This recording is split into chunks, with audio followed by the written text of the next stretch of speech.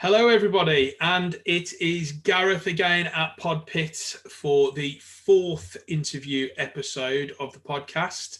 I'm really pleased to be able to sit in today with a very good friend of mine, Peter Howard from PhD Design. Pete is Pete was my first ever boss. He gave me my break when I finished university in the industry. And we've become very good friends over the years since I've worked for him. And then we've done a couple of little collaborations here and there, and we've been just good friends in that time since. So I'd like to hand over to him now to introduce himself, and he'll tell you a little bit more about himself and his business PhD. Over to you, mate. Thank you, buddy. Hello, everybody, whoever's listening. And as a very brief top and tail of me, my name's Peter Howard. I'm what's called nowadays the old boy of the industry now, because I'm 55 next Tuesday. I don't know when this is going out, but that's February the 9th. So if anybody wants to send me a belated happy birthday, that's absolutely welcome. So I run a business called PhD, started it in 1992. And we started it basically on a premise of doing brands, which weren't called brands then, it was called corporate identity. Same thing, just it's got more and more involved nowadays, so there's more to it. Packaging, which we still do a lot of today, and literature. And for those of you who might be listening that didn't think there was a world before the internet, let me just tell you that there was. We had telephones and we had desks, we had parallel motions on drawing boards, we had reprographic cameras in the studio. It was very much more of an artisan craft in those days. Yeah. And it's grown and it's shrunk and it's grown and it's shrunk over the years. And we're now just starting our 29th year. So I think it's safe to say that we're over the worst. Mm-hmm. But we still do the same things that we did then, which is branding, which is packaging, which is literature. But we do an awful lot more now as well. And it's easier to say what we don't do than what we do. And what we don't do is code websites for anyone. So I don't care how much money somebody wants to throw at it. The answer is no, we're not doing it. We'll design websites, but we will not code a website for anybody. And the simple reason for that is we don't understand it. And there's infinitely clever geeks out there that can make that witchcraft work better than we can. So why bother trying to compete in something that you're not interested in and you're not very good at? Yeah. So let them do it. I think there is something in that. The divide between designer and developer is, to the outside world, to people who don't really understand the design and creative industries, they might appear to be one and the same thing, but actually they are poles apart. You've got a creative mind and you've got a very technical mind. Absolutely. And very rarely do they fuse together in perfect harmony. Weirdly enough, I was talking to somebody the other day who were actually doing a website for, and they were trying to get it clear in their mind why we do it this way. And the analogy came out and it kind of just hit them square in the eyes. And they went, oh, get it now. Yeah. It was very much, it was a car analogy. And you love these car analogies. I do. I love analogies. You know, analogies and props are really easy ways to describe things, I think. But this one really resonated with them. And it's to try and imagine a website as a car. So your car designer, your Pininfarina and your Giugiaro or your Ferrari or whoever it is, the actual designers, they'll design a car that people want to buy. They'll make it look like the sort of thing that you want to be driving, you want to be seen in, you want people to see you in it, and it makes you comfortable. They design the interior, they design the exterior, they design the buttons, where the buttons should be, the ergonomics. They make it so that it's a desirable thing. Because people buy cars by what it looks like. Anybody who says they buy it on all of its efficiency and that lot is frankly lying. They're using that to justify that decision. It's an emotive purchase, as is a lot of things nowadays. So we said, imagine the design of a website is the design of the car. But if a designer, if somebody like Giugiaro or Ferrari or Pininfarina or anybody like that, if they were to try and make it work, man alive, it wouldn't go around a corner. No. It might not even go in a straight line. It wouldn't start. Absolutely. Yeah. Whereas if you then get the engineers at Jaguar Land Rover who make amazing things happen, if you ask them to make a car look good, it would look like a bag of bollocks, to be honest. Dreadful. Yeah. So it needs the combination of the two, the people who make it look like people will want to purchase it, and then the techies, the engineers, the mechanics, the what I would say actually the real clever ones, they make it work. Yeah. And the difference between a car designer and an engineer, a mechanic, is huge. Everybody knows that. But that's the same kind of thing with designers and web developers.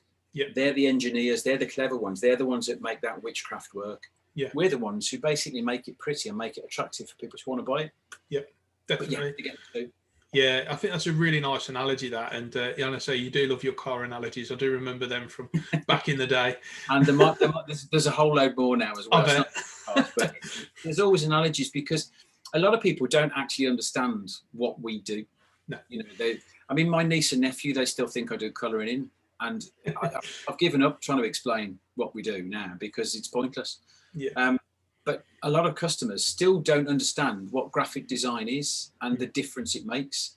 So you have to change your language so that it's their language so that they understand it. And in a weird kind of way, that's part and parcel of what we do in marketing and design.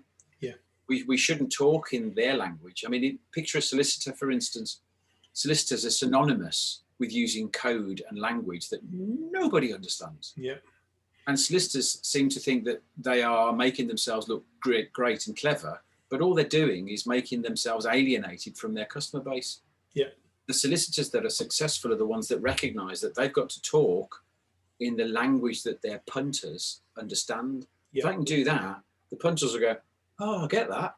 I'll use them because they're talking my language. No, definitely. I think there is a misconception over what designers do and what they offer. And I think there's also quite a lot of misunderstanding about what a marketing strategy consultant type person is. Yeah. And what a graphic designer is. And if you've got a really good marketing consultant who appreciates the value of good design and a really good designer who appreciates the value of good strategy and good demographics and good planning, if you've got them both in your business, then you're on a good thing. You're on a winner. Yeah. The problems you often get in businesses, I find, is when you've got a marketing consultant and a design company or designer that don't quite click, don't quite work well together. That's when you can have and they can do the other one's job. Yeah, definitely. So well, we've seen that quite a lot in smaller agencies where you see them all over the internet, agencies that profess to do everything. And what happens is that they do everything averagely. Yeah. I don't even know if that's a word, but you know what I mean. Yeah. They do it okay. Whereas if you go to a packaging design firm or a branding firm, then they'll do a bloody good job of that because they're specialists at that particular angle, but that particular skill. Yeah. I mean, we don't do social media. Mm-hmm. We don't do social media at all. So if we get a social media project, we'll put that out to a company that does social media, but we'll put it to a company that does social media that doesn't do what we do. Yeah. Because they'll never even think of encroaching onto what we do, and we would never think of encroaching onto what they do. So the collaboration there is actually quite easy. Yeah. As long as you're both good at what you do. Yeah, definitely. Collaboration is like a big thing in the creative industries, I find. I've got 3 or 4 different companies that I work with regularly. And when I say company, I actually mean people, because I've got a couple of freelance photographers, I've got a couple of freelance videographers, I've got a couple of videography companies, I've got web development companies, I've got web development freelancers, lots and lots of people that I call on regularly. And that often happens in our game, doesn't it really? Oh yeah, absolutely. Yeah. You're pulling those specialisms that you can't deliver in-house. Well, as we touched on just before we went live, so to speak, there's a project that's on my desk here. Excuse me. Is that your cat? That is my cat, who's just decided that they now want to play with part of the blind for the window. So Brilliant. There we go. You can't have it now. So apologies about that. That's all right, don't worry. Yeah, she's sitting behind the laptop now trying to chase flies on the window. So there's a project that's on my desk to the left here, which involves PhD and all the skill sets that we've got. And it involves a marketing strategy organisation, and it involves social media and digital media. Yeah. So because we've got so many years and experience, and we've got that good collaborative network, I've drafted XYZ company in for that bit, XYZ company in for that bit, and together we can offer more than just on our own. But I won't encroach on their territory because that's what they're good at. How do you approach that? So does the end client know that these people coming in to deliver the part X and part Y, do they know that they are subcontracted in effectively for this project? Yeah. Absolutely. So you keep it nice and transparent. Yeah, the simple reason for that is if you try and white label it, you're lying. In a nutshell, you're trying to kid the client that you've got a bigger organization with more inside personnel than you actually have. Yeah. And as everybody knows, if you lie, you've got to have a very good memory. And I haven't got one of those. And if you haven't got a very good memory, you're going to get found out at some point. And it's not a case of if, it's when. Yeah. So the truth is by far and away the best way to be. And we've worked together, that it's something that I hold quite dear, that if you just tell the truth, it's brilliant because it sets you free. It's just wonderful. And even if something's gone wrong, and even if you've made a mistake, you've made them, I've made them. Yeah. If you stand up and go, you know what, made a mistake, but I'll put it right, then everybody, bar none, will go, okay, that's great. Yeah. We've done it at PhD, we've made mistakes in the past on jobs. Thankfully, it's very much a rarity. But if we have, then ring the client up and be honest and tell them that. And I can't believe how good it works, almost as a reverse psychology sales pitch. Mm-hmm. If you almost do, well, I don't know whether I ever told you about this one, but there was a job many, many, many years ago early on where I did deliberately print a small quantity of letterheads with the wrong telephone number, like massively wrong. It was like 000000000.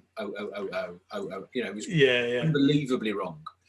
But at the same time, I printed the correct ones and delivered the wrong ones, and then got a phone call a couple of days later from an embarrassed person going, "Oh, there appears to be a problem." I went, "Don't worry, we'll fix it." Delivered those, the correct ones, the next day. That client was with us for a decade. Yeah. And it was because we never argued. There was something wrong, so put it right. You take responsibility, and if you do that, the people come back. That's it's forming good relationships, working relationships. Do you want a client or do you want a customer? And I define a client as someone who works with you for 10 years, and a customer who comes to you once a year at most. They might come to you once, and you might never see them again. That's a customer. Well, a customer buys on price as well. Yeah. Yeah. And what you and I do is not price. I mean, if we ever get into a price situation, a pricing thing where somebody says, "Oh, well, blah, blah, blah says they can do it for that," the stock answer is, okay, fine. I mean, if that's your driver, then you are genuinely better off going with them. Yeah. Because we've costed it on what we know is involved in the project. If they've costed it cheaper, then they haven't, I don't think, understood the amount of work that's involved, which means that two things are going to happen. Well, two possibles. One is it's going to go wrong because they're going to do an inferior job. Or two is they're going to, at some point, go, right, there's a couple of add-ons here. Yeah. And it'll end up costing you more than it would if you'd have used us in the first place. Yeah, no, definitely. Clarity of information, good communication, and that's and honesty, the root of all good working relationships there. It is. So. Yeah, and it ain't hard. It's not rocket science, is it? That's really not difficult. No, it really isn't. I mean, when I started, I never had written a proposal or quotation in my entire life when I started PhD.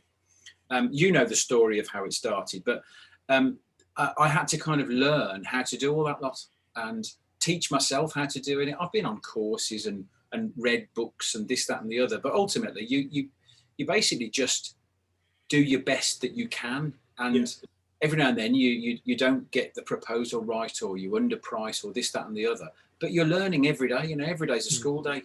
I'm learning some new stuff every single day, Yeah. And ultimately, I think we've got the vast majority of what we do right, because clients keep coming back.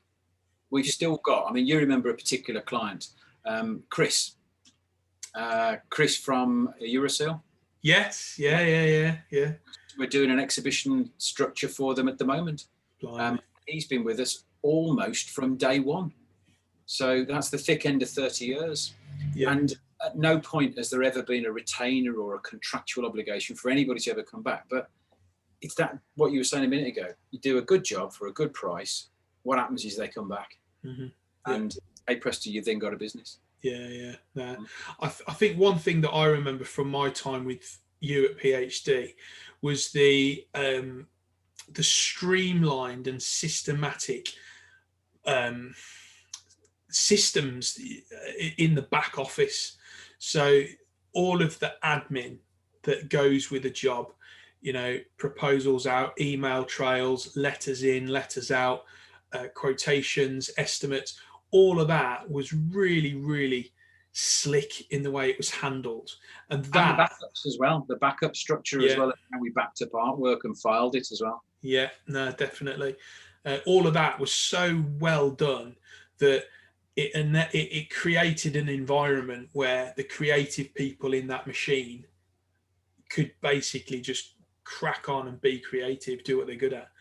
Well, thank you for saying that, Gareth. That's really nice. Not really nice of you to say that. Really is. No, I think that there's a lot of those systems that I applied to my own company when I eventually went on my own. That if you come in and see some of the job sheets and stuff, you'll go, bloody hell, I recognise that. But they work. Those systems work. And if you and I think the thing with a lot of creative people is that they can be quite scatty. They can, I'm terrible for it. I'll be like, oh, that's shiny. Well, I'm going to go and deal with that. And oh, that's nice. Yeah. Or I'll get an idea and I'll do it and I'll get it all sketched out and then I'll do the visuals and whatnot. And then it's like, oh, it's done now. What's the next thing? And I think creative people can be like that. Yeah. So you've got to systemize your back office. I think that's something that's quite key. To creating a successful business, and it's proved by the fact that you're, as you say, 30 years in now. Yeah, I totally agree with you that, because as you rightly say, creatives are a little bit scatty. Not many creatives make a good business because they just don't understand the numbers. They don't seem to understand the fact that it's a business. Yeah, and that's a really crucial word to it. And to run a successful business, you've got to know your numbers. And it fundamentally boils down to some simple numbers. And it's taken me quite a number of years to perfect the structure and the system. But we've now got it really well oiled. And it boils down to weekly or bi-weekly numbers that come in, which tell me three things. Just ultimately, it boils down to three things. So it tells me how much we're owed by everybody that we've invoiced for work that we've already completed. Yeah. How much we owe out to all of our suppliers for everything that we've commissioned them to do and that they've invoiced us for, and how much money we've got in the bank. Yep. And once you've got those three figures, you add them up. You add what you're owed to the money in the bank. You take off what you owe out. You're left with a number. Yep. And then it's a very simple calculation to work out your overheads, your fixed costs, or everything that you have to pay out on a monthly basis, even if you invoice nobody. So you've got a figure of what you've got, divide that by how much your monthly costs are. That tells you how many months you've got of survival money. Yeah. And many years ago, I set myself a target to get to 3 months. And we got there. And then I got a target of 6 months. And we got there. And then I got a target of 9 months. And we got there.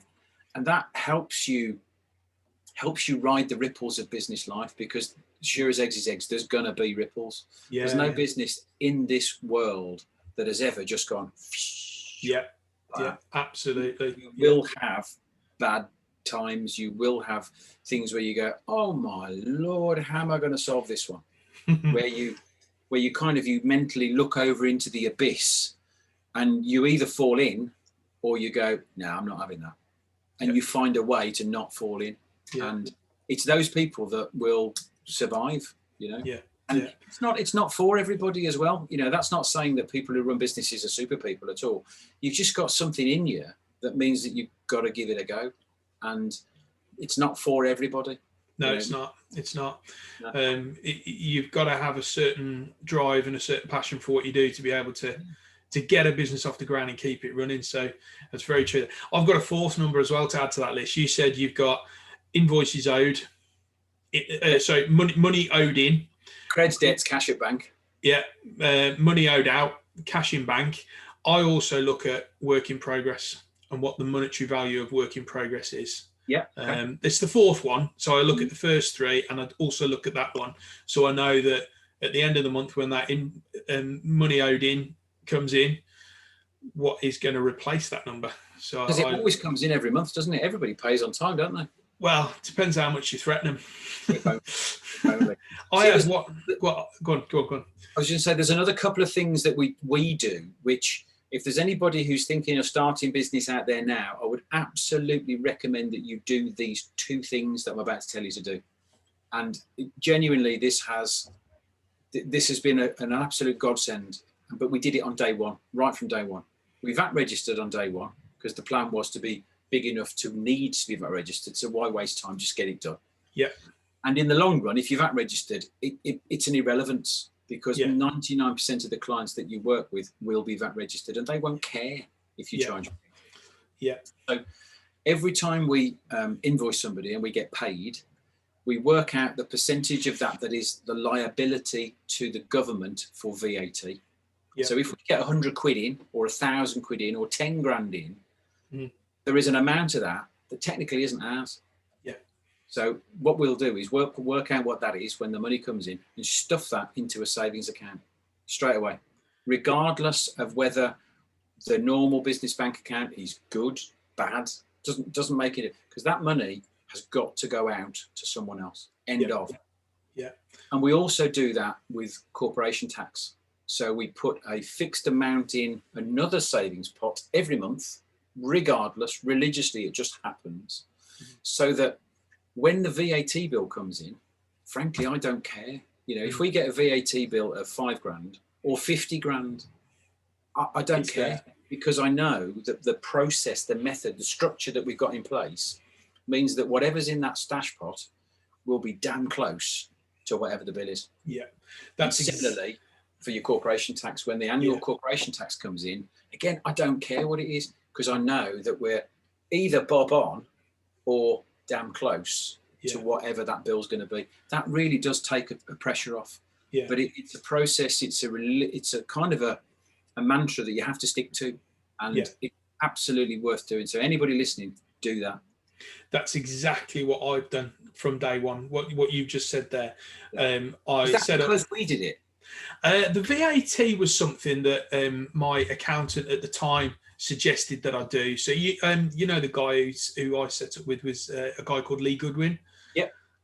Always wear shorts. Yeah. Always wear shorts and Crocs in the summer and the winter. Actually, it doesn't really matter with him. He's a eccentric character, but I know him through rugby. I think you know him through golf.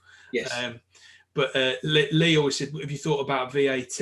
And at the point, I'd not thought about VAT at all. So he suggested at that point to just go VAT registered, because you're a B2B business. You're serving other businesses with your service offering. So just do it. And I did. I took that advice. I went on to a flat rate scheme. I don't know if you're on a flat rate scheme, are you? Do you know what? That's above my pay grade. I don't. I genuinely can tell you. There is a classification and a qualification threshold for flat rate schemes, but basically what it means for me is I buy and sell VAT at 20%, as everybody does. But when my return comes back, I only pay back 8.5% of that 20% that I've collected. Okay. And it's something to do with turnover. But again, I took advice from my accountant on that. And what I do is I collect the 20% as I would normally be. Yeah. You'd normally pay back. And that 10.5% that's left over, or 11.5% that's left over, I reserve that for corporation tax. Perfect. So it's a similar system to what you've got. It's a reserving account. Everything goes in there. And that sorts out your finances. It's money in, money out, reserve your tax. And that is anybody who's going into business, especially in the creative industries, you've got to recognize that it's a business. And if you don't get your numbers right, it will bite you, and it will bite you bloody hard. And it often bites so hard that you end up stopping being in business. So it's fundamental that you know the numbers. If you don't know the numbers, you might as well not bother. Yeah. Even being as careful as you and I've been over the years, it can still bite you hard. I had a couple of years ago, probably 3 or 4 years ago now. I've always been very careful with the money coming in and going out. And we had, it was a weird year. Like October's normally a pretty standard month for us. And at the time, it was going all right that year. And then October came, and we literally just had no work on. October. Stopped. Yeah, I think it was 2017. I think it was. Okay. But that month, it was the second lowest invoicing month in the history of the business, and it was just a month in isolation. And it was like, shit. What's gone wrong here? November was fine. Like I was saying earlier, anybody in business, those bad times will happen. Yeah. And you had one, and you got through it, but they will happen, and you'll never see it coming, but it will happen. So you just got to prepare as much as you can. Definitely. Like at the point that this happened, we had enough cash in the bank to sort of ride the month out. But the real kick in the dick was our IT systems practically blew up the same month. Ow. It was horrendous. I mean, they didn't physically blow up, but they might as well have done. We had a server that just decided to just start degrading. So all of the hardware started collapsing from the inside. We started losing data. We couldn't access it. And it basically required a complete overhaul of our IT systems in the same month. And it literally gutted the resources and cash that had built up in the business. It was horrendous. It's a doddle working for yourself, isn't it, mate? Oh yeah. It's especially this design lark. You draw a few pictures, people pay you money for it. It's a walk in the park. Job's a good one, But no, they do. These bad times can happen, and but it's a mark of the person, I think. And I'm not blowing my own trumpet here, but I've heard of people go through a lot worse than I went through. But it's a mark of the person who, when something bad like that happens, whether you actually go, oh shit, let's pack it in, or whether you roll your sleeves up and get stuck in and get through it. Like I'd worked too hard to let that setback stop it. And you've obviously over your career, you've seen some really big highs and some really big lows, and so at that point, it's a good point actually to sort of move this chat on. So it's been brilliant listening to you talk about design as a whole and the business that you've built. What I'd like to talk about in a bit more detail now is the evolution of design during your career. So things like how you started out initially with PhD, not necessarily with PhD, but in your career, the development of technology, how that's impacted on it, and also another big one is the demand for the speed of work. So how are those three things or few things? Okay. My very first job was working for a company in Birmingham called Shipway Communications. The studio manager was a guy named Paul Hathaway, and he was a bastard. He's a nice bastard, though, because he became a friend. But in my first 2 weeks, and I still remember this really clearly, my first 2 weeks there were horrible. And I'll explain why. Because this is way before Macs, way before computers. Computers did not exist in terms of business, So my first job, he set me this task, was to draw a box with rotring pens. Rotring pens it's like a very high specification pen, and it's got a nib on it, and you have to draw with a pen that angle. You can't draw with that angle. It's got to be down. And these come in various thicknesses of nibs. So he said, I want you to draw me a box with rounded corners at 20 millimeter radius in a 0.5 millimeter rotring line. That was it. That was the whole thing. So draw a box any size I want, rounded corners, and it's got to be perfect. And this is when there was a craft to it in a way, because you get a piece of CS10 board, which was thick board, never move, beautifully coated, super smooth. You'd put that on your drawing board with masking tape. You get the parallel motion, and you draw in pencil, non-repro pencil. You draw the lines. Then you get a compass, and you put it on the curves. So you'd have to work out where the centre is to get that. Then you got to check that it's square with a T square and a triangle, 45-degree triangle. And then you got your pen, and the pen on it there, you couldn't get perfectly round the corner. So you'd have a scalpel blade, a size 15 scalpel blade, like they use in surgery, you know, hospitals. Yeah. And you'd scratch off the surface of the board to make the line smooth. No problem. Did it, gave it to him, and he got this piece of acetate film with a really thin grid pattern printed on it, and he put it over it, and if it was genuinely a tenth of a millimetre out, you could see it. Yeah. So no, rejected, do it again. No, rejected, do it again. No, rejected, do it again. And this went on for 2 weeks. And oh my God, you know what my language could be like. I hated that man, absolutely hated him. But that taught me a really important lesson, because it's either right or it's wrong, and it's got to be right. So we became good, solid friends. There wasn't a job to be had permanently at that agency, but he manufactured an interview at an agency in Warsaw called Promotional Concepts. And little did I know that I'd already got the job, as long as I didn't really cock it up. Yeah. So I went for the interview, got the job, started there. And I think within a year and a half, I was running the studio there. Mm-hmm. And it was fabulous, absolutely fabulous. But again, no computers. Everything was crafted. So for instance, if you want a piece of artwork for, let's say, a business card, you'd have a piece of board. You'd have to get what's called bromides. Bromides is a really high resolution black and white print. Yeah. So every color had to be a layer, and you'd have acetate sheets, and you'd have to stick this stuff with glue in the exact position that you wanted it. So, you know, naturally, computers now, if you type a line of type out and you pick a typeface, you know that it's going to be level. Yeah, it's instant as well. It's bang, done. In those days, no, you had to make sure it was level. Yeah. And if you've got a line 4 mil long, you know, how do you make sure that's level? So there was more craft in it then, and there was more artisan, and because of that, it took longer.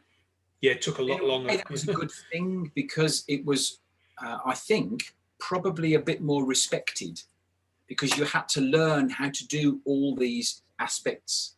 You had to learn how to use a reprographic camera. You had to learn how to do X, Y, and Z, and you used to know what overlays were, trim marks, tick marks, this, that, and the other. There was a lot of things you had to learn. Yeah. So that was that. And when I was 21, I decided I was going to leave home, and I moved to Hull.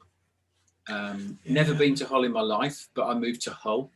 I'm not going to go into the reasons why I needed to leave home, but we'll leave that one there. Anyway, I left home and got a job with a company that was doing packaging design, and that was where I saw my future. Mm-hmm. It changed the way I look at things, because I was working on good quality brands. I was working on Bassett's Licorice All Sorts, on Tobler Souchard chocolates, on Marks and Spencer's food products. It was absolutely wonderful. Yeah. And my first meeting with any kind of computer technology was having to learn how to use something that's called a Quantel paint box. Right. And you used to have to take tests and exams in how to use this bit of kit. This was £1 million per Quantel paint box. Really? Then. Wow. 21, so that's 34 years ago. £1 million for a computer. Having said that, even now, it's an incredible piece of equipment. TV studios have them. It is mind-blowingly incredible what it can do. So I had to learn that to pass an exam. So I got my license to drive one of these systems, and they'd got one at this agency. And I had an absolute ball there for a few years. And then they closed the business down. It got bought out by a big American media firm, and they decided that they didn't want one in Hull, so shut it. Mm-hmm. So I came back to Birmingham. I'm going to rattle through, because there's no way I could fit in this. Yeah. You want to know how it's progressed. So then I moved back into Birmingham, worked for an agency, and then I started working with an old college mate. And this was still before computers. Yeah. About 3 years in before the end of that one, so probably about late 80s, we got a computer. We got an Olivetti PC. and it cost a bloody fortune, and it was crap. By today's standards, it was shocking. Yeah. But then it was a revelation. And all that's happened is it's got better and better and better and better and better. I started PhD in 1992, and I think I got my first Mac in about 94, 95. Second-hand LC2. Anybody who's listening out there remembers the old Macs and LC2. Can I just say, Pete? Yeah. I went to high school in 1994. Bastard. But yeah, that shows you though, doesn't it, how like in that short space of time though, from late 80s to 94, there was a big leap then, wasn't there? Amazing, absolutely amazing. And they are incredible bits of kit. They absolutely are. But they still, all they do is they speed it up. Yeah. And that's one thing that needs to be put into context with computer technology within the world that you and I live in. They are never going to be a replacement to a designer, ever. Yeah. Because it's exactly right. And it massively speeds things up. It's wonderful what it can do for you, the amount of typefaces you can select, the choices that you can chop and change within milliseconds are absolutely amazing. However, unless you've got the idea at the start, you're going nowhere, because that's a piece of electronic equipment that needs 240 volts shoved up its arse to work. You're never going to get that to be creative. So you need a human being who's got that ability to understand the client's challenge, understand what they want, understand that it needs to go to a certain particular target audience. You need to be able to visualize who that target audience is. You've got to be a bit of a chameleon, a social chameleon, to understand who it's going to. And then think, what would flick their switch? Yeah. What would make them think this is good? So then you've got to create it, and you've then got to be able to use this and and scribble it out, draw it out. You've got to be able to draw an idea and be able to articulate it using words, using your eyes, using your face, using your hands, to get people to go, you know what, I think that could work. Yeah. And if you can do that, then you've got a concept, and then you can polish it brilliantly within a computer system. Yeah. But the old phrase goes that a computer system, it'll only polish it. Yeah. If the idea is a turd, you can sprinkle glitter on it and you can polish it to the brilliant degree, but it's still a turd. Yeah. So you've got to have the human to create the concept and then make it look amazing. Definitely. And I think any designer in the world could not be that creative if you chucked 240 volts up their bum. No. You wouldn't happen. So, I mean, a designer's brain is a weird and wonderful place, a very strange place, in some ways a dark place, because we look at the world differently. Yeah. You look at it differently to an engineer. I look at it differently. I look at it to try and think, what is going to look cool? What would make me attracted to it? And I try and imagine myself as the target audience of whatever it is. And if I can create something that I would buy, well, then you're massively on the journey towards the right solution. Yeah. But you've also got to take criticism. Yeah. And oddly, this is something that you and I are shit at. Yeah. You don't like it and I don't like it. But in a way, that's a good creative person, because you want to stand up for your ideas. You want to stand up to the scrutiny. And if it does stand up, then you've got a good one. But, creatives are synonymously crap at taking criticism. Mm-hmm. And criticism is actually good as long as it's constructive. Yeah. So there's been times where I've pissed you off when we worked together, when I was hovering over you, and I remember you telling me, a few times, just stop doing it. Yeah. But and it affects your mojo, doesn't it? It makes you think. It makes you sort of a bit sensitive to things like that. And a criticism saying, "Well, I don't like that," well, that's useless. Yeah, absolutely useless. If you say, "I don't like that because," and then different. Because the orange colour doesn't represent this, or because that typeface, the client said they always wanted a sans serif typeface, or because it's too big and you'll never get all those words in the space. You need that's crap because, or that's good because. Yeah. And if you get that, then you're laughing. I think what you said there is like you and I are both rubbish at taking criticism. Yeah. But we're both very good at taking constructive criticism. Yes, absolutely. And there is a very, very distinct difference. Unless it's from an idiot. yeah. But we've both got customer service representatives for that. I think yours is a cricket bat. Mine's a baseball bat. So, we're all right. Yeah, absolutely. Thankfully, I've got cobwebs and dust on that customer services representative. Yeah, no. No, we laugh and joke. We laugh and joke, but it does happen. As designers, you do have to take that criticism sometimes. But as long as it's delivered constructively, it's not too bad. Absolutely. But along the way, you will get idiots, and we've all had them. I had And one guy. what we were saying earlier about clients, if you've got, I mean, I'm just reiterating what we were talking about before we went on air, but if you've got clients who understand what you do and appreciate the difference that what you do brings to their business, and they demonstrate that, rather than just paying the bill, man alive, you love that client and you want to do more for that client, and you can't help but want to do more for that client. Yeah, definitely. So that's why good clients know how to deal with designers. They know the buttons to press and the buttons not to press, because it's a team. You've got client wants something, designer creates something. They've got to be able to articulate, or even get close to articulating, and the designer's got to be able to try and put the between the lines bits, because not every brief that comes from a customer gives you all the answers.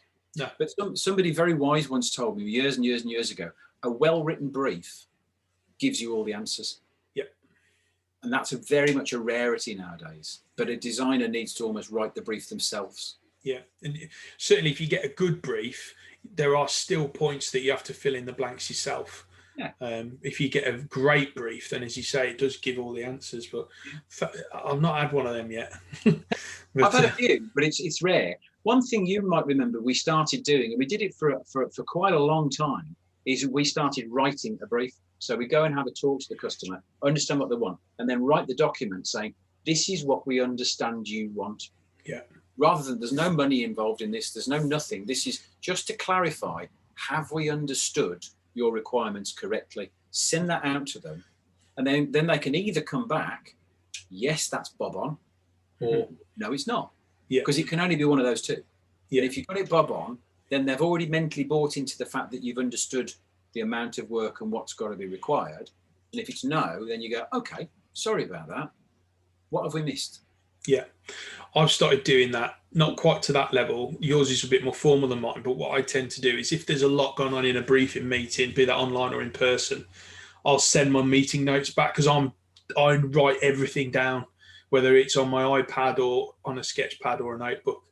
And I'll type all of those notes up and send them across to everyone in the meeting with a note to say, these are my meeting notes. Please read them, digest them. Have I missed anything? If I've misinterpreted anything, please let me know. Add anything in that you think is missing. And then as soon as I get the nod back from that, then I'll start to, write up proposals. If I don't hear back from them after a few days, I'll do a follow-up email. And if I don't get a response from that, I'll assume all is correct and press ahead. But it's always good to, but this is going back to that systemized back office process that you have to have in place. So yeah, it is true.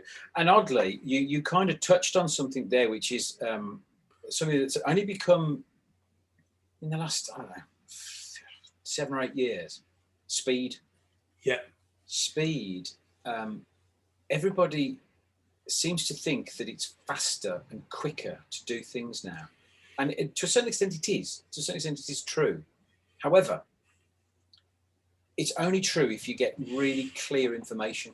And there's a problem here in a weird kind of way with technology, because technology is brilliant. What we're doing right now, we're sitting 130 miles apart and we're having this conversation. 20 years ago, if you'd have said this was happening, people would have gone, nah, you're mad.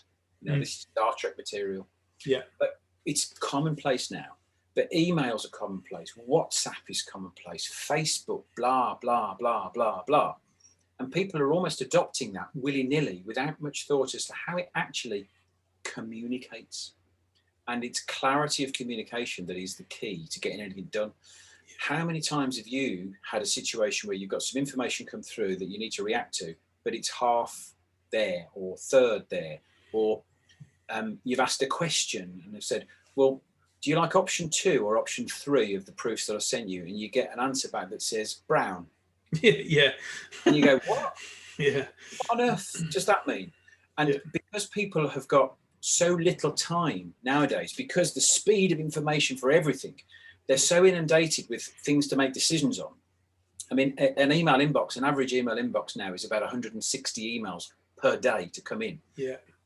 And then that's another 160 responses, which then might provoke something else. So you're looking at 320 emails per day, averagely. If you give that 5 minutes each, you know, that's it, there's your day gone. Yeah. So people have so little time to react. So it's almost not surprising that that you don't get the fully thought through response. Yeah. And I'm not advocating we go back to the days of typewriters and letters and stuff like that, but there's almost a bit of a mid-ground. People almost need to take stock and go, if I do it quick, then I've got to do it twice or three times. If I just take a moment and do it once properly, then I don't have to do it again. I can actually forget about it and it's properly dealt with, rather than bouncing through an email string that's 6 pages long without telling you that the pertinent point you've got to look at is the 17th word on the 233rd line. Yeah. You've got to read through the whole bloody lot to find out what they're talking about. Yeah.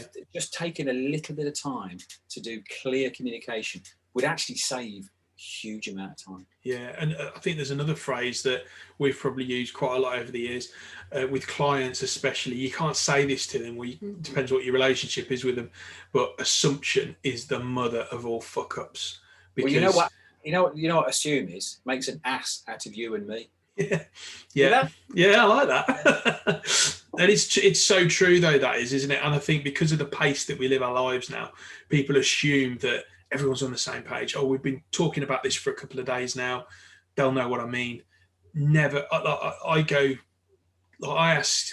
not afraid of asking stupid questions. Normally, or I'm afraid that might appear stupid questions, because if you don't know, you don't know. Yeah. Be honest. Yeah, going back to one of those core fundamentals of PhD there. Yeah, be honest. Be honest. I don't quite get what you're coming at here. Can you give me a call and talk you through? Because listen, mate, we're sounding like we're just being negative. You and me are sounding like we're all Yeah. I wouldn't have any other job in the world apart from this, because I love it. I'll give you a really great example. We did some wall art for a client. Literally, it went up last Thursday, right? Yeah. And it's not massively, it's not, certainly not famous or anything like that. It's not hugely intensive, the amount of work, but it's the bang for the buck is beautiful.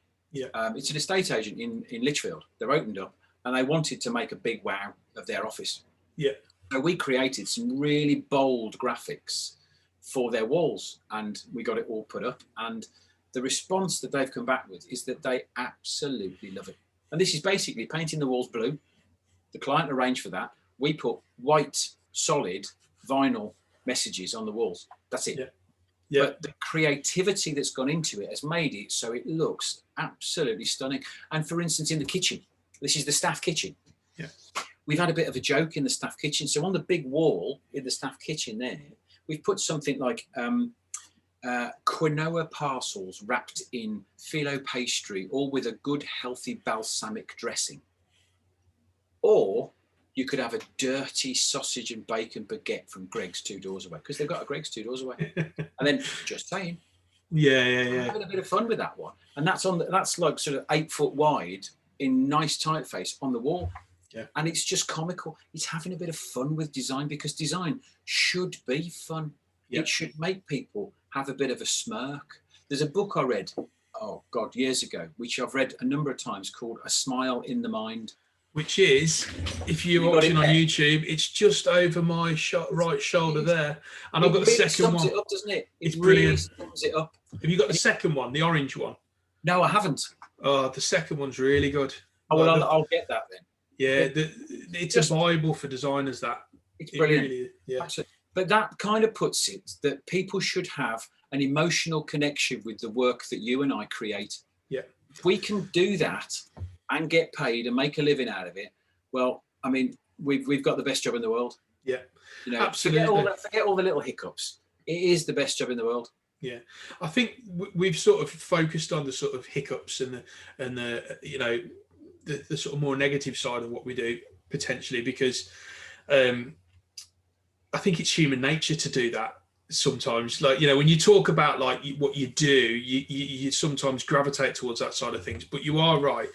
I love what I do, and the reason you and I have fought tooth and nail to keep driving our businesses forward is because we do enjoy it. So all of the knockbacks are worth it when you can finish on a Friday night and go, oh, it's been a tough week, but I still enjoy what I do. 100%. I get a buzz out of going to Asda or Tesco's and Sainsbury's. And people listening to this now, I do apologise because this is proper Billy sadness now.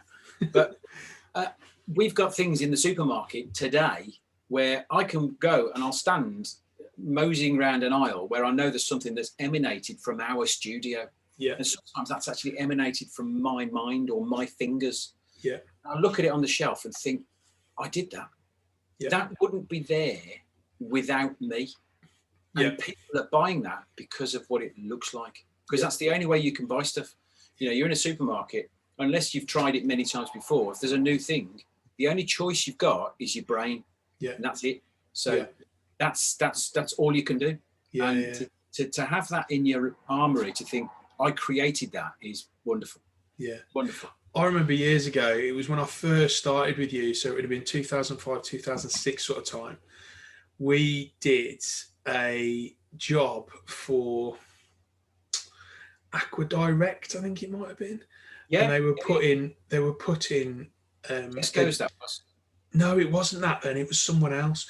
We were designing water bottle labels, but these water bottles were going into like the NIA or the NEC. So if you bought a water bottle at an event at the NEC, it would have been one of these bottles. So people all over the country would have had water bottles that came from that little studio that we were working for. And I remember that, Jack. I'm sure it was Aqua Direct, but it's a long time ago, mate. I've been asleep since then. So well, how about this one? Here's one, right? If anybody can walk into Tesco's or anywhere today, there is a product out there that is on sale, and it's called Compton's Gravy Salt. Yeah. Yeah, this is proper sad now. But the packaging of that Compton's Gravy Salt was the first job I ever did on a Quantel paint box when I was 22 years old. No way. And it's still on sale today, exactly as I designed it 33 years ago. And unchanged. That is testament to the quality of good graphic design. It's weird. I couldn't believe it. Every now and then I used to see it, and I was in Asda last week, and it's still there. It's still exactly the same, with the photograph of a roast chicken dinner that I art directed that photograph. You look at it and you think, it still actually looks all right. I mean, there's certain things I would do differently now, clearly, but it doesn't look shite. Yeah. And there's so many other things that other design companies have done. 3 years down the line, it looks like a dog's breakfast. Yeah. So it's trying to make something that will last, create something that will last. Yeah. There was a quote I interviewed for the podcast. Remember my old mate Feltsy, Paul Felton? Yes. I interviewed him for the podcast recently, and we were talking about careers and design and whatnot. There was a phrase that I spoke about then, and it's a quote, and I can't remember who said it, but I might claim it as my own. But basically, sell to the head, the heart will. Sell to the heart, the head will follow. Oh yeah, absolutely.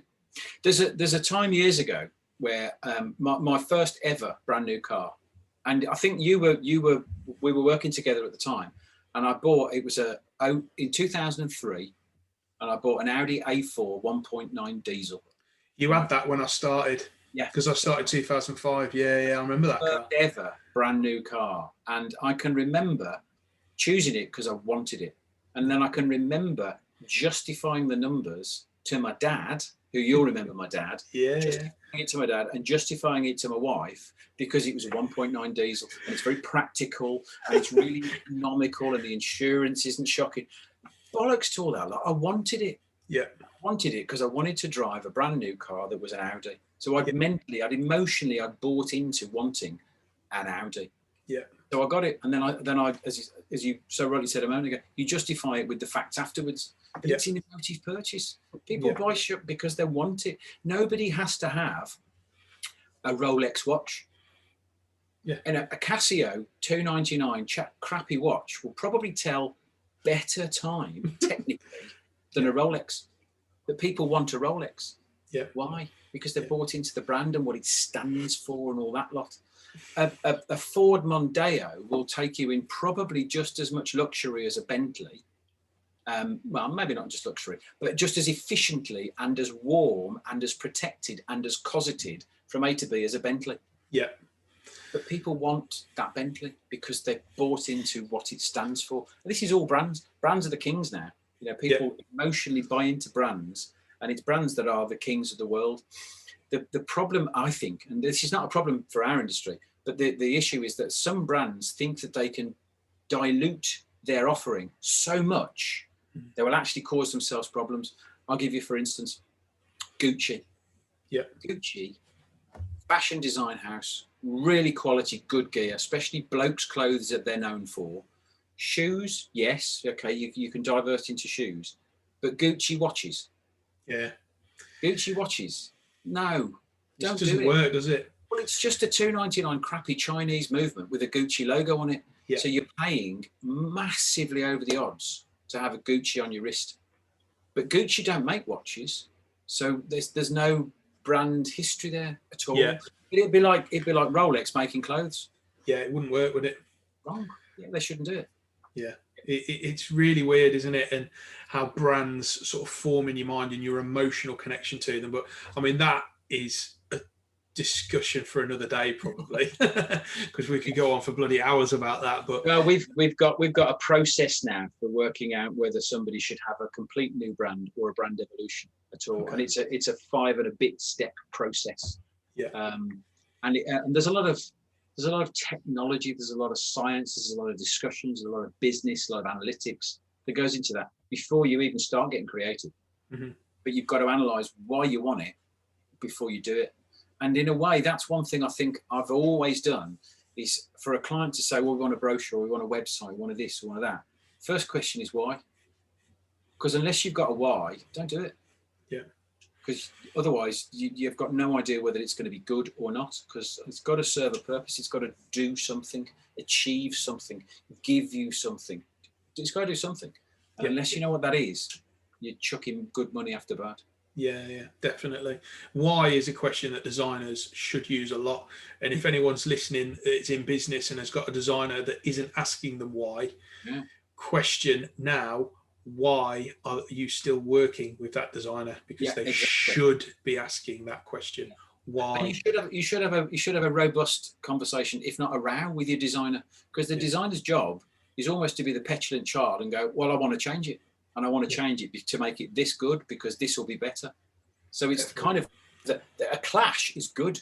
A clash with respect is perfect. Yeah, I think there's questions that designers should be asking: why, who, where, what, how. You know, these questions, like those words on their own in isolation, are very powerful words, really, when in the context of a discussion about why you're going to do some marketing. So, yeah, it's if you've got a designer that isn't asking those probing questions, those powerful questions, move on. Yeah. Come speak to one of us too. Yeah. So it's really great, this chat, because we've really sort of dug deep on, like, you know, how the industry was like when you started, how the development of technology has sped certain aspects of our jobs up. And technology overall is a good thing. Yeah, I think that's definitely true, isn't it? I think used correctly, it is a good thing, and it's been a positive thing for our industry. What it's probably not been good for is it's increased the demand for speed of work, because people still don't necessarily, or people have become less accustomed to appreciating the craft that goes behind what we do. Can I throw a little thing in here, which is and not an analogy, but an example that will absolutely hit home with the point you just made. Mm-hmm. Yesterday, I heard an advert on the radio, which was person A talking to person B, right? Two blokes having a chat in this advert. And it's like Dave saying to Colin, you can have a website now. Get a website from, I think it was GoDaddy123 or something like that. I can't remember the actual name of the company, which is a problem. But it was blah, blah, blah. You can get it for £1. And he's like, what, you can get a website for £1? Yeah, get a website for £1. Really? £1? Oh, God, this is going to take a long time, blah, blah, blah. So I can remember the gist of the advert. But that is massively undervaluing what a website is, because it's not a website. You're not getting a website for a quid. What you're getting, what you're getting actually on that one is you're getting a domain name that nobody will ever predict, because it will be like Collins. Imagine he's a baker. It will be like Colin Baker 469.7 question mark dot blob.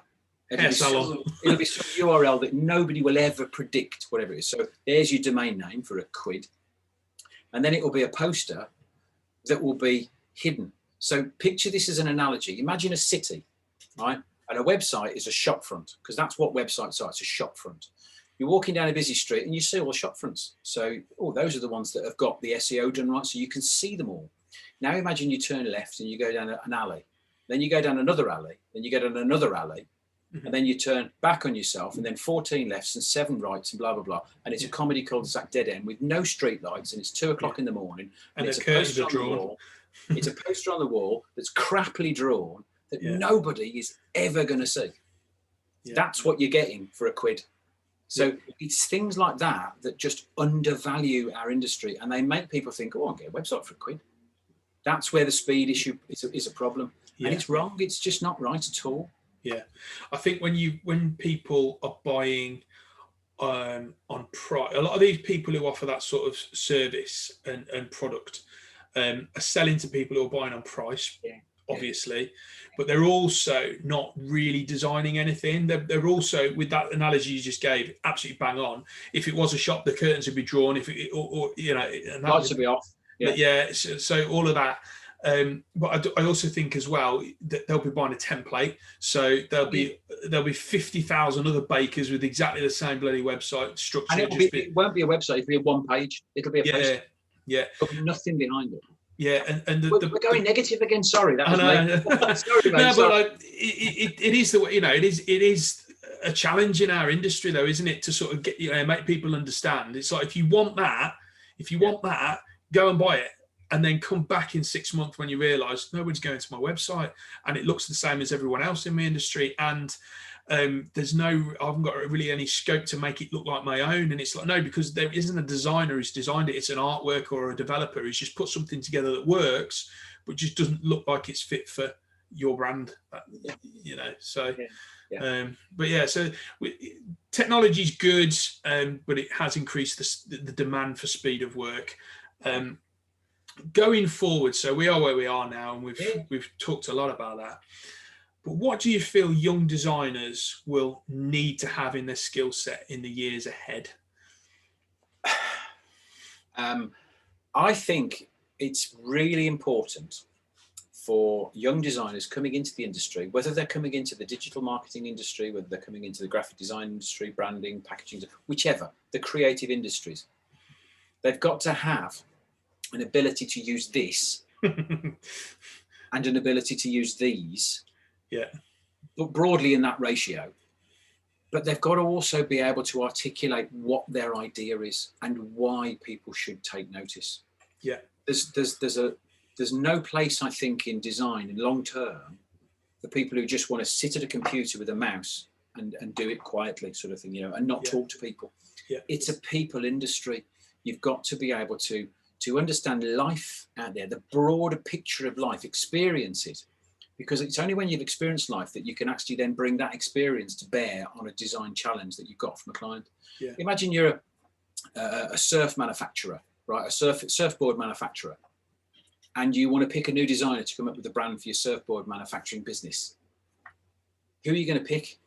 You're going to pick a designer that's been around the world on a surfboard. You're going to pick somebody that is a surfer. You're going to pick somebody who's had that level of experience, who's had that almost fear on the wave. They've got a curler and it's took them underneath. You're going to have to choose somebody who's got that connection with what you do. Yeah. You're not going to choose somebody who's sitting in an office going, yeah, I can design that. Yeah. They've got to have experience to back it up. They've got to be able to talk about it in an engaging way to demonstrate they've got the confidence to do it. So I think you've got to be able to use your mouth, use your voice, use your ears, but fundamentally you've got to be able to use these things. It's pen and paper to articulate your idea in a really crappy sketch form, something that people can understand, and you can talk about, and you can point at, you can annotate it, you can draw an arrow to something and go, that's going to be red, and that's going to be brown, and that's going to be bigger, and that's going to be that's going to move from the left to the right, like a storyboard that films used to have. So I think young designers have still got to have that, because that is the fastest and most raw creative way of getting an idea down. Yeah. You can't get faster than that on a bit of paper. Yeah, agreed. Definitely. I think so that's what they need, I think. Yeah, the skill of drawing is something that I hope we never lose, because it's amazing to be able to sketch your ideas out quickly and get that across. Yeah, it is. But I think what you said at the start there as well is people need to, and this isn't necessarily just creative people, but young people in general need to be able to paint their own picture and be able to have the confidence to tell people of their incredible story, because we are all incredible. We've all got histories, we've all done stuff, whether you're 55, I'm 38 this year. Not 55 yet. 54, sorry, 54. Usually. Yeah. But we've got things that we've done in our lives that are amazing. And whether when you're 21 coming out of uni, there will be things that you've done that you should be proud of, and paint your own picture and tell people about that, because that's what makes you interesting. And if you're interesting and you're interested, then that's going to stand you in good stead as a designer, I think. Absolutely right, mate. Absolutely right. And weird enough, there's a question I've been asked before about things, because I've given a couple of talks at colleges and stuff like that. I mean, I haven't got a degree in this. I think you've got a degree. The other people at PhD, they've got a degree. I haven't. I'm the least qualified to do this. My personal opinion is I don't care whether someone's got a degree. It matters not a jot to me. And I think if you asked the vast majority of business owners in our industry, what is your absolute criteria? If there was something that they must have, degree wouldn't be one of them, I don't think, in many. No. See, there's the reason you got the job all those years ago was because of your nan. And I know this sounds a weird one. I've told you this one before, but I came back from the interview, and there was between you and one other person. I spoke to my wife, and she asked me, well, what are they like? Forget what they can do, what they're like as a person. And I remember telling her, well, all Gaz wants to do is go and tell his nan that he's got a job. And she went, that's the one. That's the one. Because it's a nice person. And that is fundamentally really important. You can have all the degrees in the world. You can have the best qualified CV in the world. But if you're a dickhead, you're a dickhead. End of. That's what you are. You might be brilliant at what you do, but no one likes you. And this is a team game, what we're in here. It's a collaborative sport all the time. And you've got to be able to articulate stuff, get on with people, go and criticize other people's work, but then take their criticism of your work, because ultimately it'll get better. It'll get a better result. No, definitely. I do remember that, actually, when you called me up to give me the job. I ended up doing cartwheels through the house, and my nan used to live with us at the time. She nearly had a bloody heart attack, bless her. As I came back, I've got a job. I can still remember that phone call. Absolutely. And what a mistake that was, well, I had to say that, didn't I? No, it's just because I got you in there with the 94 and going to high school. You just got me back there. That's what I'm really conscious of time, because we've had a brilliant chat, and we could probably do the same amount of time again. But we have beers next time. Definitely beers. Yeah, we'll try and I'll get some cameras, and we'll do one in person. That'd be really good. That would. So I'm really grateful for your time today, because I know you're busy. We've covered pretty much all of what I'd like to have covered from this chat. A couple of things that I would like to pick up again in a round two, perhaps, which would be good, and maybe we could include Neil in that chat as well, potentially, because Neil is what you mean, the sensible one. The sensible one, yeah. But now Neil is your now business partner, isn't he? Correct. Yeah. But when I started with Pete, Neil was already part of the team. You were employing him at that point. It would be good to get the three of us together for a chat on chat potentially about design for print and design for web, and the impact of mobile devices on our industry. Because you do realise that he's going to come out as the most sensible straightforward, clear, articulate. He's going to come out better than you and I will. You know that, don't you? Definitely, yeah. It might look like he should be selling the big issue, but man alive, he knows his stuff. He does. Big issue seller. That's quite a good one, actually.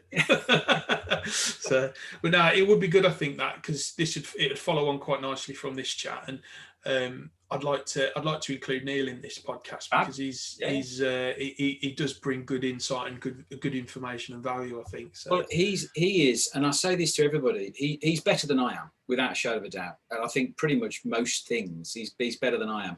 But together we do make a good team. And he's the sensible one. He's the grown up in our relationship. Yeah. I'm the petulant child, and he's the grown up who kind of tells me to calm down every now and then. But together, it does make a formidable partnership, which is good. The yin and the yang, definitely. Yeah. Without a doubt. Yeah. Well, we'll get that arranged, I think, because today's been brilliant, and it's been great to catch up anyway. But it's been a really, really good chat, and I think there's going to be some real insight for designers who are maybe looking to go freelance or set up their own agency or company.